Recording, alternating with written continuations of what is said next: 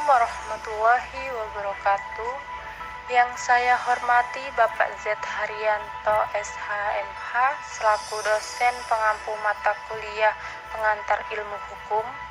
Kami dari kelompok 3 yang beranggotakan Rizkal, Yonsa Arlen, Vina Apriana, Terik Ahmad. Baiklah, di sini saya akan menjelaskan mengenai contoh kasus hukum tertulis dan tidak tertulis.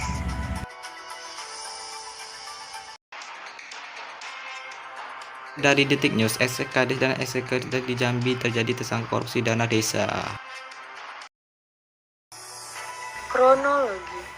Yang pertama mengenai kasus hukum tertulis, yaitu mengenai ex-Kades dan ex-Sekdes di Jambi yang menjadi tersangka korupsi dana desa. Diketahui Arbani mantan Kades 2012 sampai 2018 dan Restu Fernandes mantan Sekdes 2015 sampai 2020 di Kota Sungai Penuh Jambi ditetapkan sebagai tersangka dalam kasus dugaan korupsi dana desa. Penyidik Kejari Sungai Penuh menemukan beberapa penyimpangan penggunaan anggaran dana pada desa tersebut, seperti adanya pembelian tanah untuk pembangunan gudang seni dan budaya serta pembangunannya, akan tetapi pembangunan tersebut adalah fiktif belaka. Selain itu, ditemukan juga pengeluaran yang tidak dilampiri dengan bukti pertanggungjawaban atau SPJ, seperti kelebihan pembayaran honor, lembaga-lembaga yang tidak dapat dipertanggungjawabkan oleh kedua tersangka, serta juga ada silpa anggaran desa yang belum disetorkan oleh kedua tersangka ke desa. Hingga diketahui bahwa dalam anggaran dana desa tahun 2017 sampai 2018 terjadi kerugian keuangan negara mencapai uang senilai 310 juta rupiah. Berita ini didapatkan dari Detik News yang dikeluarkan pada Jumat 12 November 2021. Dari kronologi di atas, perbuatan penyalahgunaan keuangan desa seperti penyalahgunaan alokasi dana desa merupakan perbuatan yang dilarang oleh perangkat desa. Apabila dilakukan, maka yang bersangkutan dikenai sanksi administratif berupa teguran lisan atau teguran tertulis. Dalam hal sanksi administratif tidak dilaksanakan, namun dilakukan tindakan pemberhentian sementara dan dapat dilanjutkan dengan pemberhentian. Selain itu, perbuatan tersebut juga merupakan tindakan pidana korupsi yang sebagaimana diatur dalam Undang-Undang Nomor 31 Tahun 1999 tentang Pemberantasan Tindak Pidana Korupsi yang sebagaimana diubah oleh Undang-Undang Nomor 20 Tahun 2001 tentang perubahan atas Undang-Undang Nomor 31 Tahun 1999, di mana ada ancaman tindakan pidana bagi orang yang menyalahgunakan wewenangnya yang berakibat dapat merugikan keuangan negara. Jika memang masyarakat mempunyai bukti yang kuat dan dapat dipertanggungjawabkan di muka hukum atas dugaan penyelewengan dana desa atau korupsi dimaksud, maka masyarakat berhak melaporkan oknum tersebut kepada pihak aparat penegak hukum atas proses tindak lanjut. Dapat disimpulkan, salah satu contoh dari hukum tertulis adalah hukum mengenai tindak pidana korupsi, yaitu yang diatur dalam Undang-Undang Nomor 20 Tahun 2001. Contoh kasus tersebut menunjukkan adanya penyelewengan penggunaan anggaran dana desa tentu saja termasuk dalam pelanggaran dari hukum pidana korupsi yang mewajibkan tersangka pelakunya untuk menerima ancaman pidana sesuai hukum tertulis.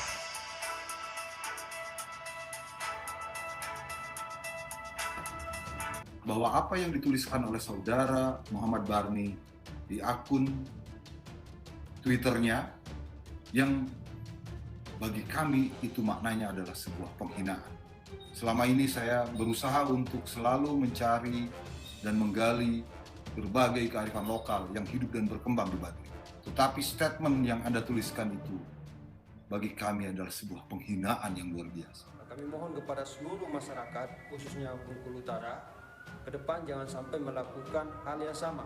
Jadi hati-hati pada saat posting ataupun men-share suatu gambar ataupun kata-kata, jangan sampai itu adalah suatu yang sifatnya menghina ataupun melukai perasaan orang lain.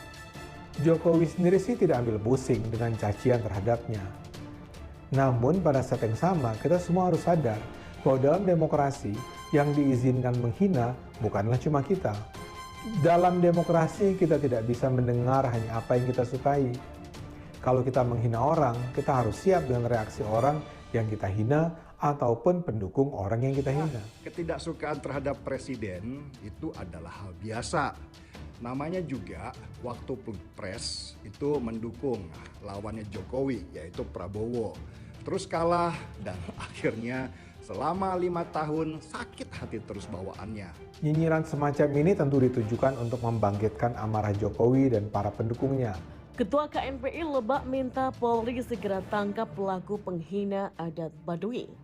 Memang benar-benar kurang ajar, sudah keterlaluan. Proses hukumlah yang pantas buat orang-orang yang suka merendahkan dan menghina orang lain, apalagi menyinggung soal suku dan ras. Untuk penghina sudah pantas dikenakan hukum secara adat agar efek jerah terjadi. Sementara itu, aktivis pecinta Baduy Uday Suhada menuntut agar Muhammad Barni yang diduga pemilik akun @pauletariat untuk segera menyampaikan permohonan maaf secara langsung dan terbuka, serta pernyataan tak akan lagi menghina warga Kanekes. Dalam press rilisnya yang dikirim ke awak media, Uday Suhada menegaskan apabila dalam 1x24 jam sejak dibuatnya pernyataan ini tidak dipindahkan, maka Uday Suhada dan kelompok pecinta Baduy akan menggalang berbagai elemen warga Banten untuk meminta pertanggungjawaban Muhammad Barni secara langsung kepada masyarakat adat Baduy. Nama Baduy menjadi perbincangan warganet setelah adanya kasus penghinaan terhadap pakaian adat Baduy yang sedang dipakai oleh Joko Widodo pada sidang tahunan MPR DPR 2021 pada Senin 16 Agustus kemarin. Kehebohan ini dimulai setelah akun @pauletariat mengomentari foto Jokowi yang sedang mengenakan pakaian adat Baduy lengkap dengan ikat kepala, tas selempang dan sandal khas masyarakatnya. Ia menuliskan narasi yang merendahkan Jokowi dan juga suku Baduy. Kendati cuitan tersebut sudah dihapus dan akun tersebut menulis cuitan permohonan maaf, namun beberapa tokoh di Kabupaten Lebak dan Provinsi Banten mendesak agar pengunggah cuitan yang screenshotnya sudah menyebar luas itu diproses secara hukum. Aktivis pecinta Baduy Uday Suhada menuntut agar Muhammad Barni yang diduga pemilik akun @pauletariat untuk segera menyampaikan permohonan maaf secara langsung dan terbuka, serta pernyataan tak akan lagi menghina warga Kanekes.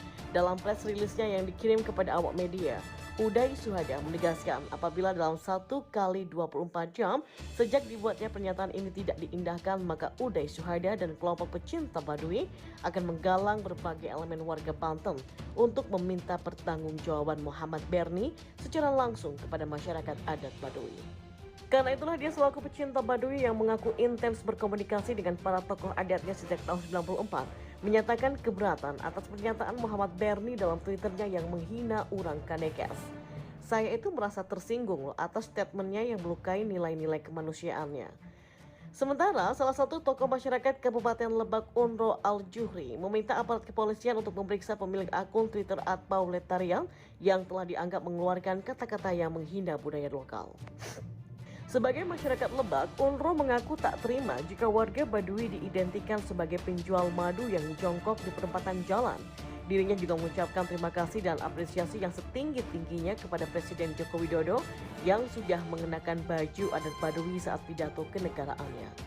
Senada dengan UNRO, Ketua Komite Nasional Pemuda Indonesia atau KNPI Lebak Jafar Toha juga mengaku geram dan beredarnya cuitan yang bentuknya tidak hanya menghina presiden, namun juga menghina budaya Baduy. Ketua KNPI Lebak meminta aparat penegak hukum segera melakukan proses hukum kepada pemilik akun Twitter @pauletariat. Dan setelah diselidiki oleh warganet, kabarnya akun @pauletariat mempunyai nama asli Berni Muhammad alias Dio, yang merupakan seorang pekerja di salah satu media berita di Indonesia. Masyarakat Baduy sejak dahulu memang selalu berpegang teguh kepada seluruh ketentuan maupun aturan-aturan yang telah ditetapkan oleh Pu'un atau kepala adat mereka.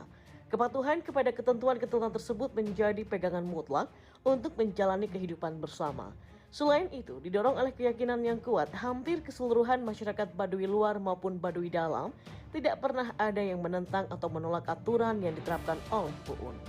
Dengan menjalani kehidupan sesuai adat dan aturan yang ditetapkan oleh kepala adat di sana, maka terciptalah sebuah komunitas dengan tatanan masyarakat yang amat damai dan sejahtera. Di masyarakat Baduy, tidak ada orang kaya, namun tidak ada juga orang miskin. Kehidupan mereka hakikatnya sama seperti layaknya kehidupan masyarakat lainnya. Hanya saja, yang membedakannya adalah begitu banyak aturan tradisional yang terkesan kolot yang harus mereka patuhi. Suku Baduy atau Kanekas merupakan sebuah suku yang ada di Indonesia. Suku ini berada di Kabupaten Lebak, Banten. Suku Baduy memiliki populasi antara 6.000 hingga 9.000 orang. Suku Baduy ini terbagi menjadi dua kelompok, yaitu Baduy dalam dan juga Baduy luar. Perbedaan antara suku Baduy dalam dan suku Baduy luar adalah suku Baduy dalam hingga saat ini masih mempertahankan budaya mereka, yaitu dengan mengisolasi diri mereka dari pengaruh dunia luar. Sedangkan untuk suku Baduy luar, mereka cenderung lebih terbuka atau tidak terlalu mengisolasi diri dari pengaruh dunia luar. Suku Baduy luar masih mau menerima budaya-budaya modern, namun tidak semua budaya tersebut mereka terima. Sedangkan untuk masyarakat suku Baduy dalam tidak mau menerima budaya yang datang dari luar daerahnya. 2. Kronologi mengenai kasus hukum tidak tertulis, yaitu oknum wartawan ini dinilai hina Jokowi dan rendahkan busana adat suku Baduy. Pada Senin 16 Agustus lalu, inisial MB mengunggah cuitan yang jadi awal mula masalah terjadi. Belakangan ini, viral seorang oknum pemilik akun Twitter, Pauletariat, yang diduga menghina Presiden Joko Widodo dan adat suku Baduy melalui sebuah cuitan. Setelah ditelusuri, pemilik akun tersebut merupakan seorang wartawan salah satu media dan kini telah resmi mengundurkan diri. Oknum berinisial MB tersebut menuliskan cuitan yang dinilai merendahkan suku Baduy dan Presiden Jokowi, seperti Jokowi memakai baju adat Baduy cocok banget, tinggal bawa madu dan jongkok di perempatan, tulisnya beberapa hari yang lalu.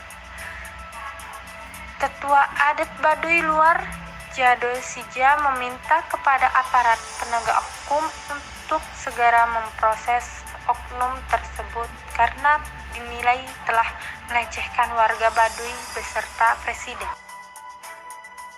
Dari kronologi di atas, perbuatan penghinaan terhadap budaya lokal maupun terhadap presiden merupakan perbuatan yang dilarang untuk semua masyarakat dan sengaja tanpa hak menyebarkan informasi yang tidak benar. Karena apabila terjadi penghinaan bisa mencoreng nama baik orang tersebut. Selain itu, perbuatan tersebut juga merupakan penghinaan sebagaimana diatur di dalam suatu hukum adat Baduy tersebut. Baginya, oknum harus tetap diproses oleh aparat kendati telah melontarkan permohonan maaf kepada publik. Di sisi lain, salah satu tokoh masyarakat Kabupaten Lebak, Unro Al-Juhri, juga meminta aparat kepolisian untuk memeriksa pemilik akun tersebut.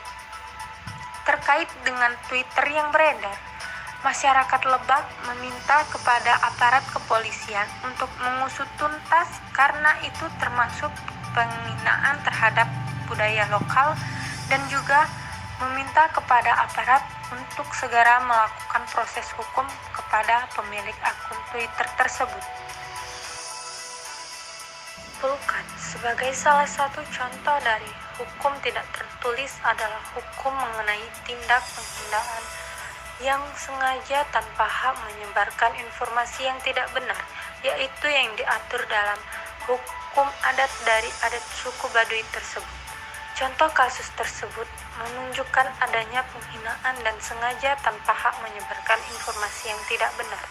Ini tentu saja termasuk dalam pelanggaran hukum adat yang mewajibkan tersangka pelakunya untuk menerima sanksi sesuai hukum adat yang termasuk di dalam hukum tertulis.